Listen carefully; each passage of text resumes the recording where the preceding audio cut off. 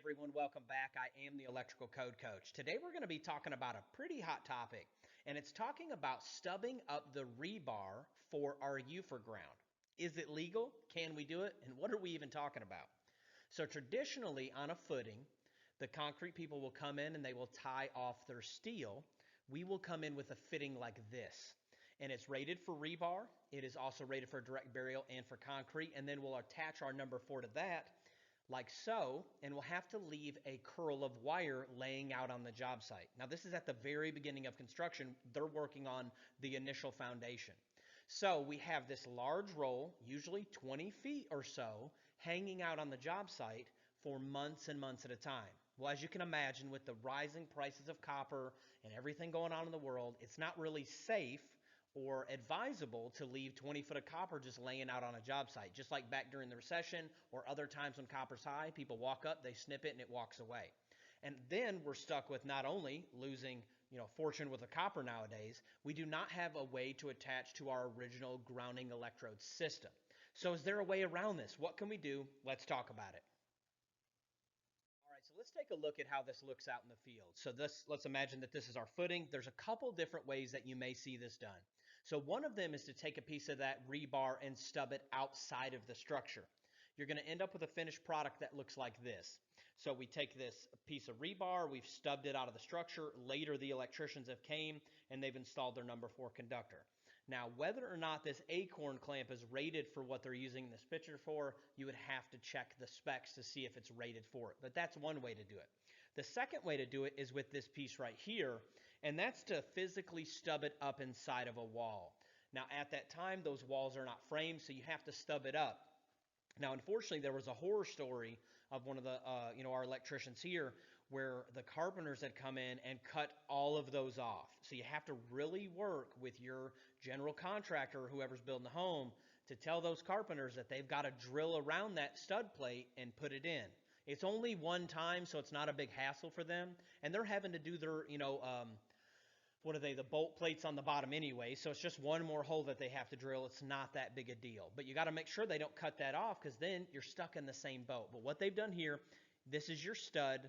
They've stubbed this up through the ground, and then later they are physically making this connection right here, and they are extending that over to their service wherever they're doing their grounding electrode, system, or if they're using a different conductor to get back to the grounding electrode system. But the magic question is it legal?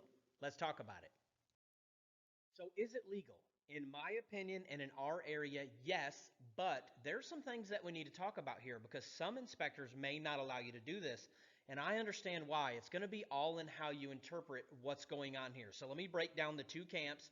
I'll let you decide, and then we'll talk about some things that if you do it that you have to watch out for. All right, things that we need to watch out for. Is this stub up, the stub up of the rebar, an extension of the grounding electrode conductor or of the grounding electrode? I have heard both sides, and depending on how you answer that question is going to be depending on whether or not your electrical inspector allows you to do it. So what we're talking about here is these two pieces right here. Let me get my pointer out. This piece and this piece. Are these technically an extension of the grounding electrode itself? Remember, this is the electrode in this case. Is this the extension of the electrode, or is this an extension of the grounding electrode conductor? So let's talk about it. Grounding electrode extension. All right, so this is what we're talking about, and we're talking about this right here. So if this is an extension of the grounding electrode, this is the original connection. And we're going to talk about some things that you need to make sure you do if your inspector lets you guys do this in your area. You guys can drop it in the comments below. So if this is an extension of the grounding electrode itself, this would be my first and original connection. And this is going to need to be accessible like we're getting ready to learn about. But I've heard it said that this rebar, this piece stubbing out, is an extension of the grounding electrode conductor, meaning that this is where the electrode ends, this is where the conductor starts, and legally, in my opinion, you would not be able to make this connection right here and extend over to the service. And let me explain what I'm talking about. So if your inspector deems that this is part of the grounding electrode,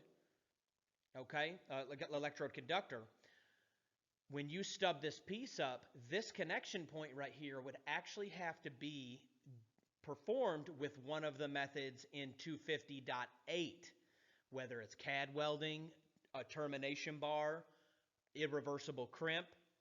Because remember, if we ever want to extend the grounding electrode conductor itself, it has to be done with one of those methods. We always crimp it, don't we? It has to be an irreversible means or terminate to a termination bar. So the magic question is for your inspector, is this a grounding electrode extension or is this a grounding electrode conductor extension?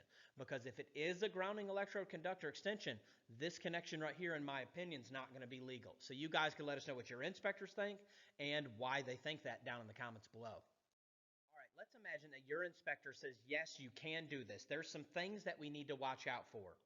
So this connection point must be accessible. I may have misspoke earlier in the video and said the words readily accessible, but it's only required to be accessible, which means that you can get to it somewhere in the system. So if this were your case and you stubbed up this piece right here and you made this connection and then headed over to your service, one way to make this connection accessible is with something like this. So you could take a plaster ring, you literally would screw it to the wall with two fasteners and put a single gang blank on it. That's one way to do it. There's multiple ways that you could do it, but this is probably the most practical and easy way to do it. So if your inspector says, yes, you can do something like this, you have to make that connection point accessible. And as long as that connection point is accessible, you're good to go. You can make it accessible by using something like a plaster ring, literally screwing it to this 2x4 and putting on a blank faceplate after construction, and then you would technically be able to access that point. You also could use a 2-gang, one of these, and a 2-gang blank faceplate if you felt like you needed to have a little bit more room, but legally it only has to be accessible at all. So I hope this didn't stir up more than it clarified. Okay, I hope this did make some clarification for you. Your inspector is going to be in one camp or the other. If he is in the one camp, follow all the other electrical codes and connection methods and means. Work with your electrical inspector hand in hand.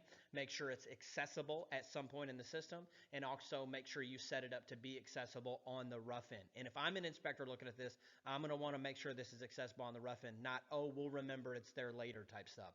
With that being said, I hope you guys have a great week. I'm super proud of so many of you guys are getting your license. You're working on your license. You're grinding. If there's anything that I can ever do to help you in life or business, I just want to see you win. You can email me at electricalcodecoach@gmail.com. Let's get to it.